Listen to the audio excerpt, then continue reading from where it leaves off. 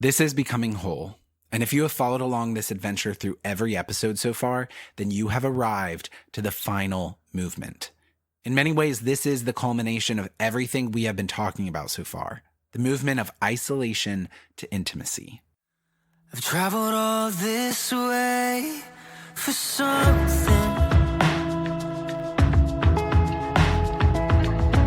but at the end of the day, I don't feel nothing.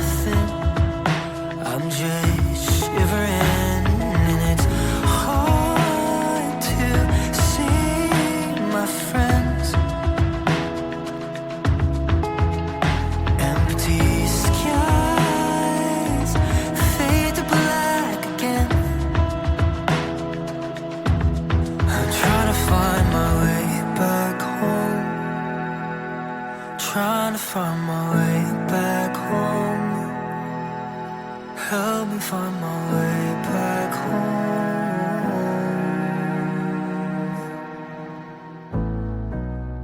When LGBT people come to me for spiritual direction, one of the most common burdens they carry with them is the question of who is going to be long-term family in my life. There's this feeling of dread thinking about my life as a single person as I'm watching like friends leave and not being able to feel like I could ask them to stay. We all struggle to find family, especially in this cultural moment. But with the reality that conventional answers to this question often feel inaccessible for most queer people, discerning family and belonging is a much more conscious and challenging process for LGBT people. Even more so for those who hold to a traditional theology of marriage and sexuality, which limits access to marital and sexual relationships. We went on this trip overseas, and the couples who were on the trip, they made sure to wait for each other as we were walking through the airport. And there were tons of other friends that I had on the trip, and some people would be in big groups, but there's just the intentionality that the couples had where I'm just going to make sure that I'm not going to lose my partner in this airport, in this foreign country, in this place that none of us speak the language. And yeah, in a kind of lame way, I want that. I want someone to wait for me.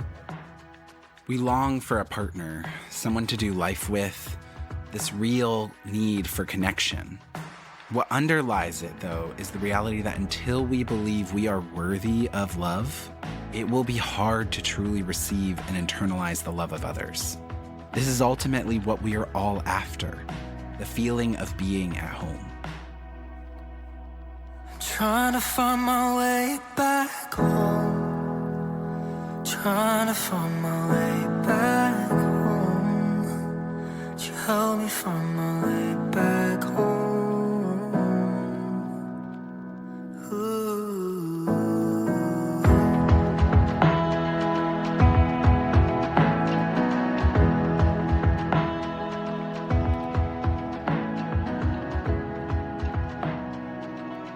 Okay, so we are at our final movement for this chapter of your work and your, We're at it. your blood, sweat, and tears and your passion that you've spent really creating this piece of work. So we are here rounding the corner towards the end at movement 6, which is isolation to intimacy. Yeah. So if you could take a moment and define intimacy. No, define isolation. Yeah. Start wherever you want to start, but let's, as we've done, kind of that definition, starting us there helps. I'll define both of them because I feel like these ones are pretty straightforward and kind of play right off of each other. Define isolation as the state of disconnection from ourselves, God, and others. Kind of going back to Genesis 2, God saying, it is not good for a human to be alone. Like that's isolation. Yeah. And intimacy is the state of connection to ourselves, God, and others. I would argue that this is the pursuit of the gospel. It's the connection to God, ourselves, and others. Like obviously God, connection there.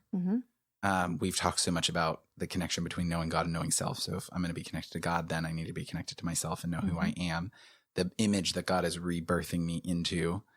And then also others, like Ephesians talks so much about the broken down walls of breaking down the dividing walls between people groups. And we are now one body. You know, this is like entitlement, the corporate identity, building that humble human connection. And I think especially when we talk about being connection with ourselves, I like to use the phrase being at home in our own bodies. Yes. Like that this is home. Yes. Here. Oh, yes. Because so much of Christian tradition, healthy, like Christian tradition, is built on the understanding that I don't have a body, I am a body. So I need to be at home spiritually, mentally, physically in this. Here in this temple. In this temple. Yes. Yeah. Yeah. And it's real. And so that's kind of why I when we talked about the pyramid, like the relationship of the movements, I kind of made this like the later tier movement. So you have the early ones, which were shame to dignity, murkiness to transparency, sorrow to joy, the middle movements of resentment to gratitude and entitlement. And then you have this like later movement, because I really feel like we're moving through all of them at the same time. Some are conscious earlier, some are conscious later. But you need, before this one truly starts becoming conscious work, we need to have been working in the other movements. Or it's most fully realized. When you've worked through these other ones. Yeah. Because the actual like culmination of the beauty and embodiment of that intimacy can only fully come through. Yeah. Which I think we realize the need of this movement very early on. And like for queer people, all of us, the most initial idea is, who am I going to spend the rest of my life with? Who's going to be there when I'm 80 years old? Yeah. You know, and I engage that with people who are pursuing romantic sexual relationship. I engage that with people who have been called to celibacy, like all of that, chosen like, family. or feel like, you know, people who are traditional believing marriage between a man and a woman. So I now feel like, okay, I'm going to be living celibate, but then who's going to be there? Yeah. Chosen family. Who will be there when I'm 80 years old is the big question. And we want to answer that. But it comes through also going through the other movements. That's always a thing I'm dealing with in spiritual direction. Like, I know we want to get there, and it's a question we're going to ask as we go, but we also have to go back to the shame. We also have to work in the murkiness. We have to work on the sorrow. Then allow us to engage with the isolation in a much more healthy way that actually gets us an answer to that question. Yeah. In a way. Because if I'm still engaging out of entitlement, resentment, sorrow, shame, I'm never going to have that intimacy. No, because all of those, the temptation of all of those is isolation. Like shame wants us to isolate. Murkiness and not having full transparency. We just want to stay alone with our, sorrow. We want to keep it to ourselves. We don't want to, resentment. Entitlement. Like, I'll just, I'm going to go get what I want, which I'm not actually. It all is, we're very tempted to isolate in those experiences. But the invitation is, as we move through those first parts of each movement, it will land us eventually in this connection. Yeah. Wow. Yeah. And so, I mean, this is where, I defined this movement altogether as embodying our sexualities to flourish in intimacy within kingdom community. Like, this is what we are called to. And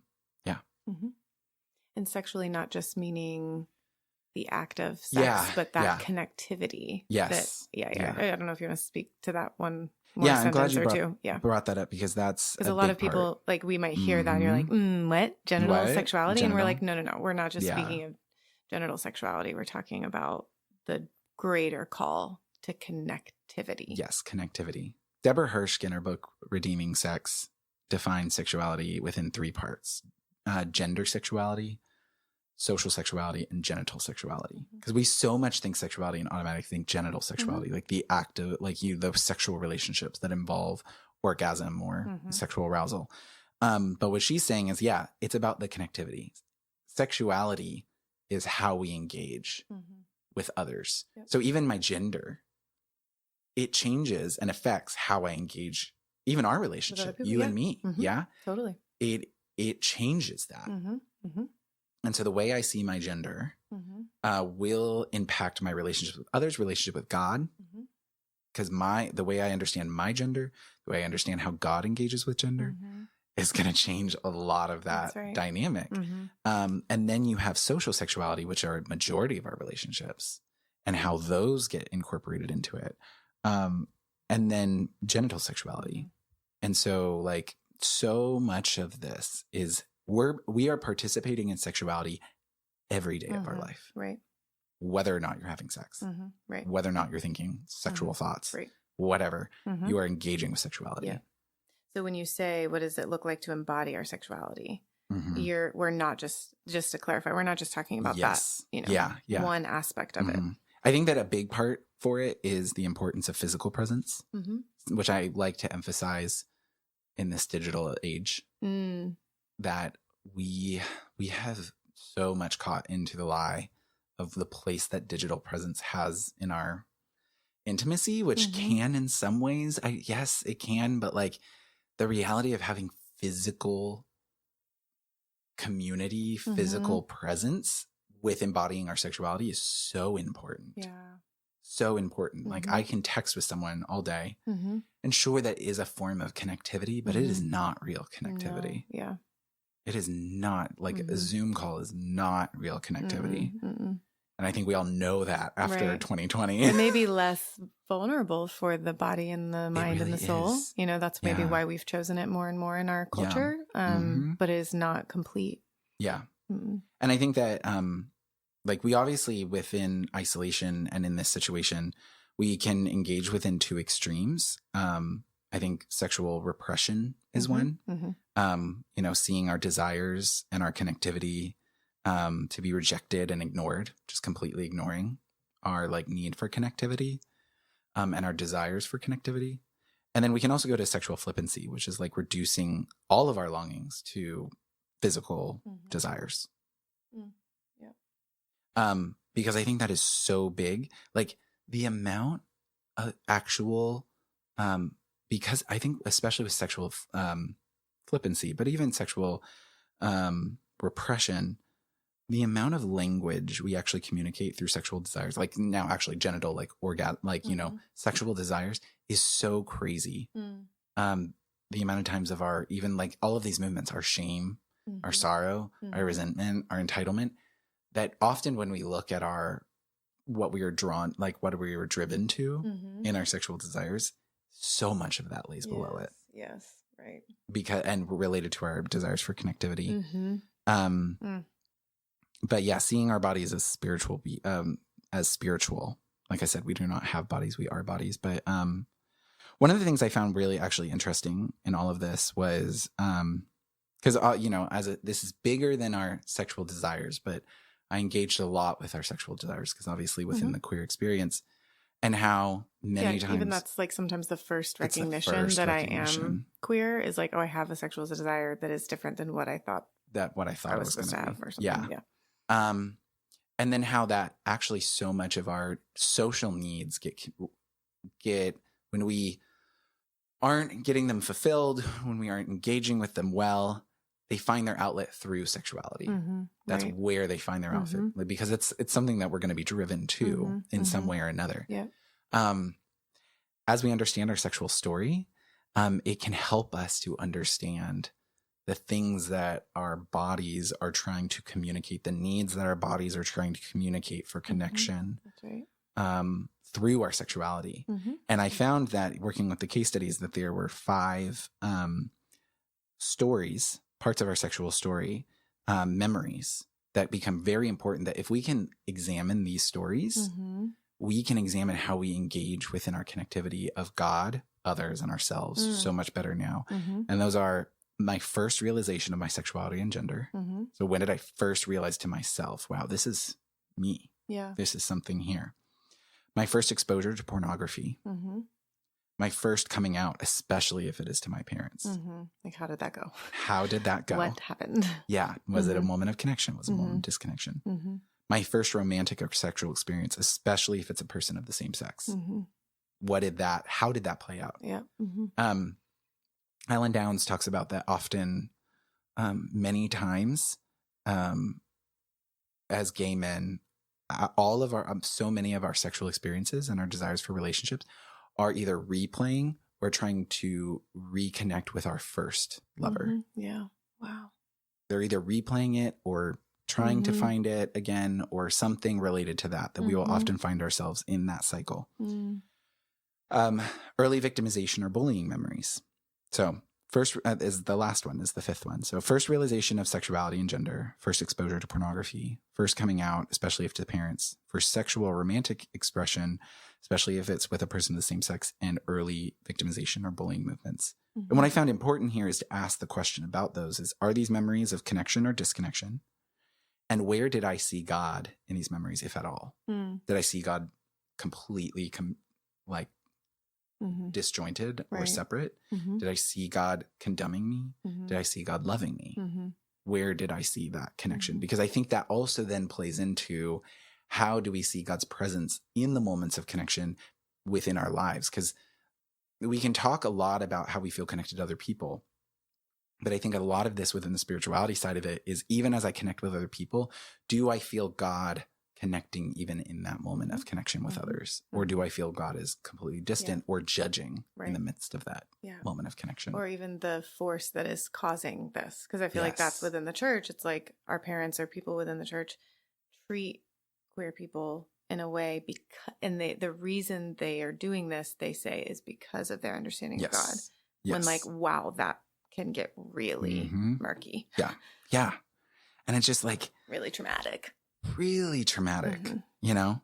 And so like, how do I, gosh, there's just so much here. Just, I think even just the base side, how do I engage with my desires with curiosity Mm-hmm.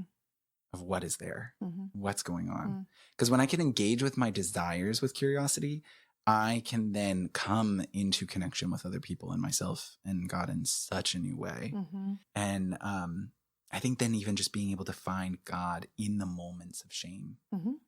How do I look back at these times, look at this moment now, and see God's presence? Mm-hmm.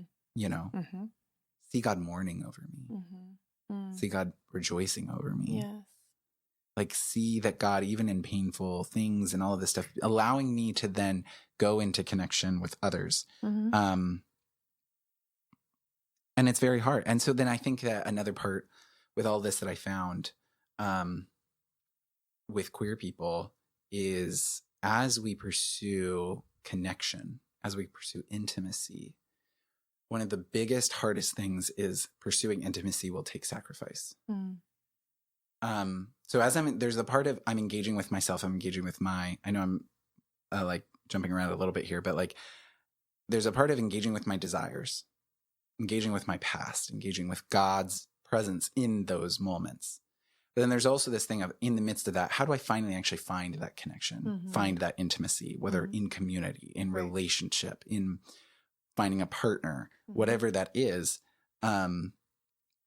As we make that push, it's going to take sacrifice in some way. Mm-hmm. It's going to make me decide, wow, the city I'm in is a city I'm going to be in because this is where my community is. Mm-hmm. Or I have to move Mm-hmm. because of it. Mm-hmm. Or having specific community is going to lose this Mhm. community. Mm-hmm. Like, we are constantly driven into community by sacrifice. There is no community that doesn't come with sacrifice, Totally. because your commitment, There you go. community requires commitment, Right. and commitment means sacrificing. Even partnership or marriage. Partnership. You know, like, even though it's Yeah. like so celebrated, it's like, oh, there's a huge sacrifice in that. Huge. Especially if you're talking about like, if you have sexual desires, Mhm. you know, just to imagine that you will never have a sexual thought or desire about someone else that's not your partner Yes. is like, oh, that maybe is not realistic, but there's a sacrifice being made to say, but I'm committed to working out these desires within this container, or Mhm. even within community. You're like, I'm Yeah. committed to this community, to the way I work out my faith and my sexuality and, you know, my connection Yes. to myself. Yeah. Mm-hmm. Yeah. And all of the parameters of our communities and how we do it. Like, obviously, I'm like, when engaging with celibate gay Christians, Mhm. so there's this deep held belief that, okay, I believe marriage is between a man and a woman. So I'm going to live out my life in celibacy. And I feel like there's obviously extra work that often has to happen here for finding that connection, Mhm. because you're ultimately saying, I'm disconnecting from Mhm. this natural place of connectivity. Right. And I think it then requires the sacrifice, not only just on a personal level, but also the sacrifice of going 10 times more miles in order to find that connection. Wow. Yeah. Both with God, because I think it's Saint Teresa, I think it is Saint Teresa, who talks about erotic celibacy. Of we need. I actually think this is important for everyone, but we need an erotic connection with God. Yes. I think this is why bridegroom language is so connected. Yep. But we need that. But it becomes even more important for celibate people, because I truly believe there is no healthy celibacy if you do not have an outlet for erotic and the erotic side. Like, it doesn't mean that it has to involve orgasm. Repression. Yeah. It just becomes repression. Right. It doesn't mean it has to deal with orgasm, but it does mean that there needs to be the erotic love outlet. Yes. In a form. And I think obviously we need that with God, but then also finding it with community of the sacrifice of what is it going to take? Because ultimately, if you are a marginalized community, and then if you have multiple even things that make you more marginalized, more minority, it's going to take very strong sacrifice to actually go out and find the people to do life with. Oh, wow. Yeah. To where you need to go, to be with the people you need to be with. And we're all doing that. And then I think also, even beyond the celibacy that sometimes people choose to go through, like, it's the reality of when we enter a partnership, we don't know what we're signing up for. Yeah. There's a lot of uncertainty. There's so vulnerability. There's so much uncertainty of what that life is going to look like, where it is going to lead us, and we're committing to it. It's so wild. Big. Wild. So big. Yeah. Yeah. They didn't tell me that in no youth group. No. You know? Yeah. No. Yeah. And it works so against, I think, a human thing, but then especially something that we're in now, where I need to pick what is best for me. And like, but some of it we don't know when we're signing up for it. That's right. Like, even if you talk on the sexual side, you get married, and then a medical thing happens where sex is off the table. Yes. Bye. It's gone. How are you going to respond to that? How do you respond? Neither of you chose this. Right. Yeah, that's right. But how are we going about this? These things happen to us constantly. And the hardest part of all of this is that the community aspect will always involve commitment, which involves sacrifice. Wow. But which is how we actually get to intimacy. It's how we get to intimacy. And we want the commitment without the sacrifice, but it just doesn't happen. And we want intimacy without commitment. And we want intimacy without commitment. It's so cute that we want that. But like, like the more you like lean into that and you experience it and you practice it, I feel like I can speak for myself. Like there's a deep knowing now that that's true, where like it was an idea before, but now having committed to a community, even a spiritual community for as many years as I have, and then committing to a partnership, it's like, I've never felt more intimacy in my life. Yes. And even just committing to God in like a different way, the intimacy there, but it definitely comes through, moving out of isolation into commitment, into intimacy. And I think it's actually a really hard thing. I think it's becoming harder and harder in our world because we are such a transient culture. Yeah. Like for so long, if you were in one place, that's where you were. Yeah, right. For generations. For sure. Yeah. Like these are the people you knew for their entire lives. And the transientness, which isn't always bad. Like it's just, it's a reality of our world. It's not changing. Right. Yeah, no.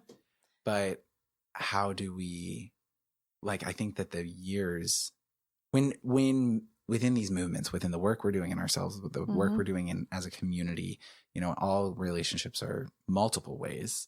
But when we can engage in that, I think it just gets sweeter. It matures over time. Yes. Even within the complexity, the more we know each other and the more we're growing towards each other, it can become so deeper if we're working towards it. Yeah. Well, the other thing, like the transient, like I feel like the thing you're saying works against this sometimes is the transient nature.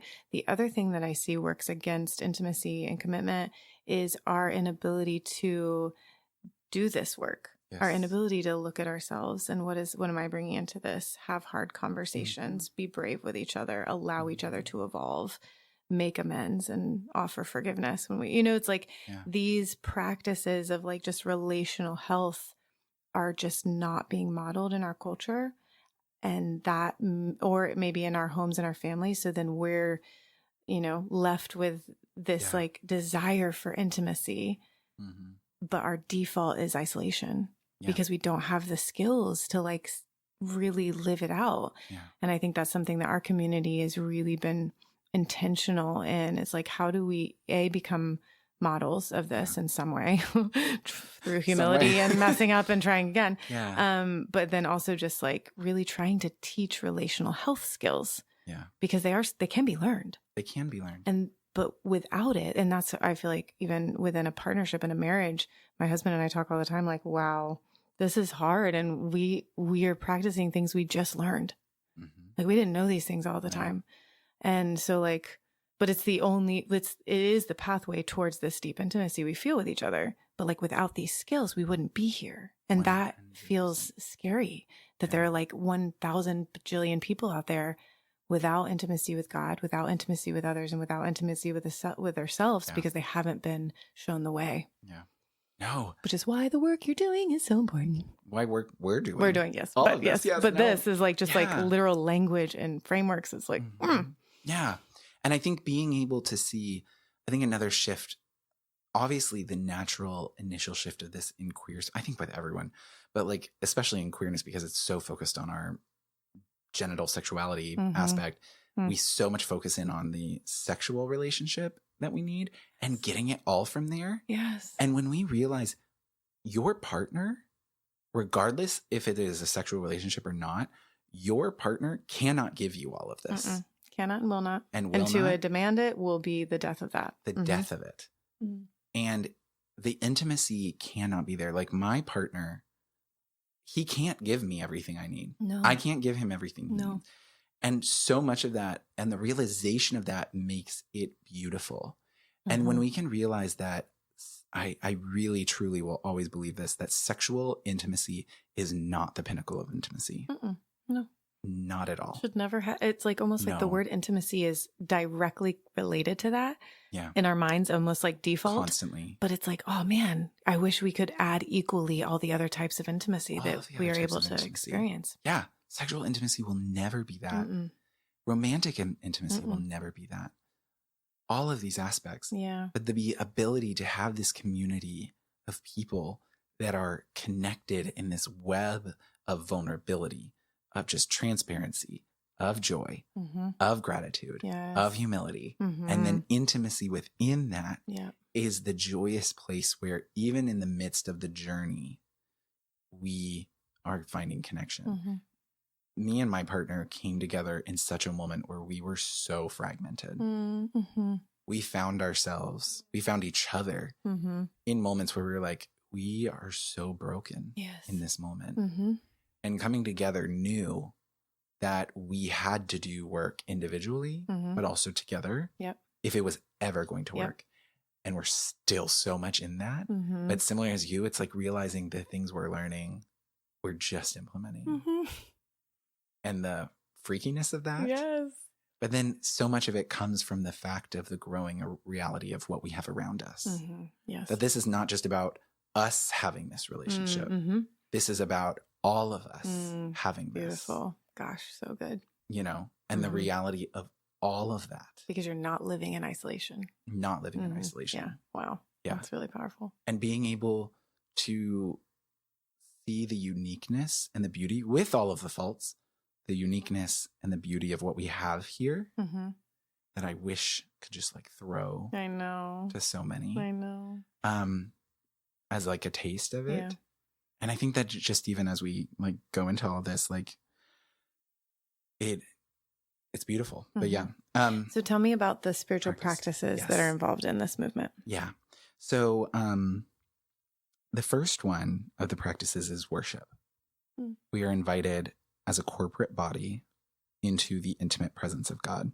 I think in our world today, sometimes we can ask the question, which I think is a valid question, why does worship need to involve music? But I actually think there is something innately musical about humans. Mm-hmm. I was fascinated. A very deep person within my family went through chemo and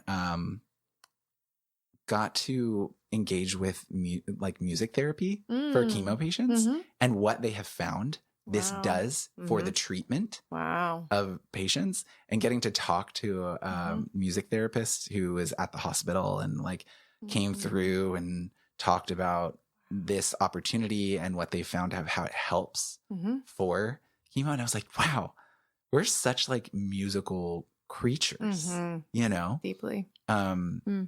That I think that there is a reason why worship is so often musical. Cool. That it builds something in us and it builds our connectivity. Oh yeah. There's a lot of thought in old medieval times that when God created the world, that it was actually God singing it into being. J.R.R. Tolkien and C.S. Lewis picked this up in their mythologies of Narnia and Lord of the Rings, of it actually being a song that creates the world. That's in the mythology of Lord of the Rings and the mythology of Narnia, that Aslan sings the world into existence, that they take from medieval thinking. And so if God is singing the world into creation, it is us singing that creation song back to God, kind of in this musical connectivity, which is why then worship does. So worship, I think, and I think corporate worship, the idea of us doing it together. Because then we are having the connection with each other and the connection with God in that way. And some people can go, well, there's such like a psychological thing to it. Absolutely. You know, when they talk about, well, it's like a kind of like a phenomenon. And I do believe it can be used. It can be. It can be used. But also that is what art is. But it manipulates us in some way to be open, to feel, to be embodied. Yeah. Like that we are being emotionally driven to do things doesn't necessarily mean it's wrong. Right. Like that there is something there happening psychologically, physically, and spiritually. Totally. The second one is grounding, the practice through breathing, practices through breathing, connecting our souls and our bodies. So much like, you know, going back to Genesis 2 of humans being created through the breath, given life through the breath, and how breath and spirit are connected in that. And then, you know, this can happen through yoga or breathing. And I understand, depending on your tradition, not everyone is comfortable with yoga. Totally understandable. The biggest part is how our breath connects that. But I think what you're saying is like how you get your body involved. How do you get your body involved? Which is something that I think within our history as humans at some point, I don't have the history scholar in me, but it's like at some point our bodies got disconnected from our spirituality. So through yoga maybe was like a historical way that they taught, this is how your body and your breath become one, and you can connect to the divine. So there is that element. I think that's what you're trying to say. There is so much of that, because then being able to have that connection, and when the breathing is there, how scripture shows that connects our soul and our bodies. And then the final one is touch. If we are spiritual beings, then physical touch is a spiritual practice. Very much so. And yes. I feel like we practice that a lot in our community in the healthiest way, but like embracing is, and that was what was so hard about like COVID. You know, it's like, oh wait, you're walking into this building with a mask on and I can't touch you. And maybe that's not everyone's comfort zone, but I feel like there is this like really holy exchange when we embrace in that way, 100%. You know, it is sexual, but it's non-sexual. You know, in that way. But it is just like a deeply connective, so connected.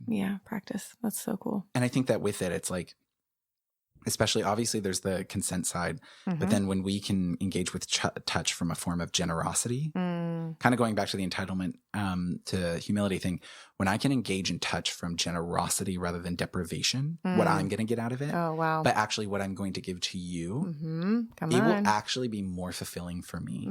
Because when I'm just engaging with touch out of like, I need this, the other person's going to feel drained and I'm going to feel not as fulfilled as I really thought, you know, kind of thing. But how do I engage with it in providing something?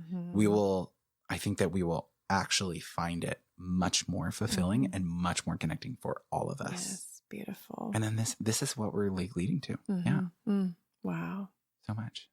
Josh, thank you for your intention in this. I just feel like it is so important for the queer community who are seeking health in their relationship with Christ. And in that, it is also it has so many crossovers. And I just, it's not lost on me just how deep this wisdom goes and how much you have been led, because this work produces flourishing. Yeah. Yeah. Because grateful. Thank you. Yeah. Because this is ultimately, I'm going to ultimately argue, as I said at the beginning, that if we really listen to this is the journey of all of us. Yes. Right. It's all of us. It's not unique. No. But when we can apply it to the minority of the minority, we can easily apply it to the majority. Yes. Rather than the opposite. Gorgeous. And when we can see that if this is a route for queer people, this is a route for all of us.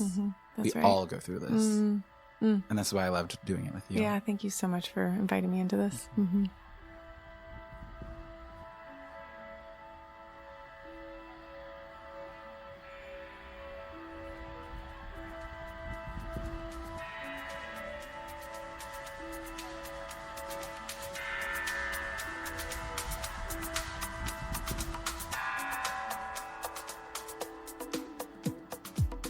It's crazy to think about my life 6 years ago when I started this project versus now, and all of the variables that have changed in my life.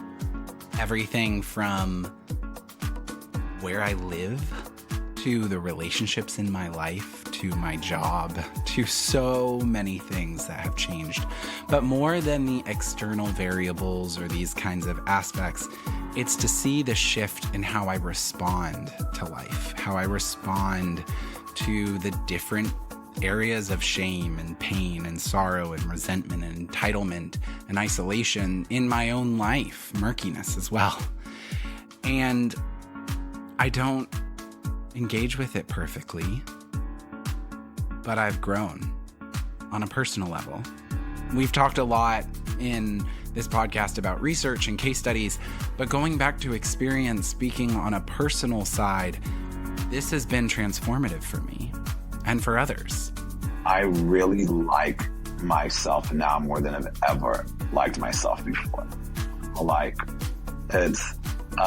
Because I think when you, at the end of the day, when you look in the mirror, it's you. And do you like that person? It's like, well, if you don't get to know that person, so you have to spend time to get to know yourself. And I've taken time to really get to know myself and shut out, what does this person think of me? Or what does that person think of me? Me, because I'm being my most authentic self. And I think people, you have a hard time being at home in yourself when you're not being authentic to who you are. And it doesn't hold all of the answers. We're all wired so differently for intimacy that it looks different for every person, because who you are and who turns out to be your circle of intimates or your most intimate person, it's just so complicated. It's got so many different factors. But, we started this entire podcast with a question. What does it look like to be spiritually formed as a queer person who follows Christ? This doesn't hold all of those answers. There's a lot more depth, things that I am learning, things that you're learning, things that we are learning together in that question. But I hope that this opens a door to see a path towards Christ and towards ourselves, deepening in our growth and formation.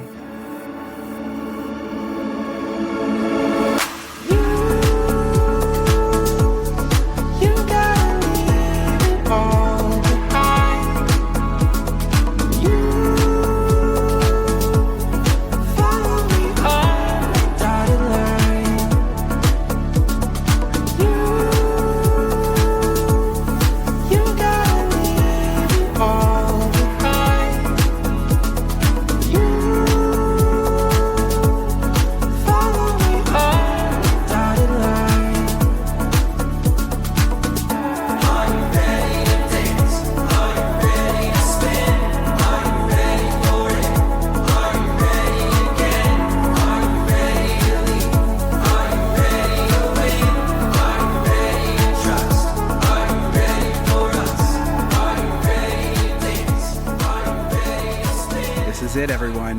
We made it. Thank you so much for listening. If you are interested in learning more, Check out my practice and work at holyourselves.org. That's HWOLLY ourselves.org. The songs in this episode included Way Back Home by Ben Parks and Leave It All Behind by Transient Friends. Thank you again to Sarah Claire Smith Calling for joining me on this project. To everyone who has contributed to this project, including both the voices you heard and those you didn't, I have included special notes of gratitude in the show notes. Special thanks also to Zach Wagner and Alfonso Corona for helping with technician and sound.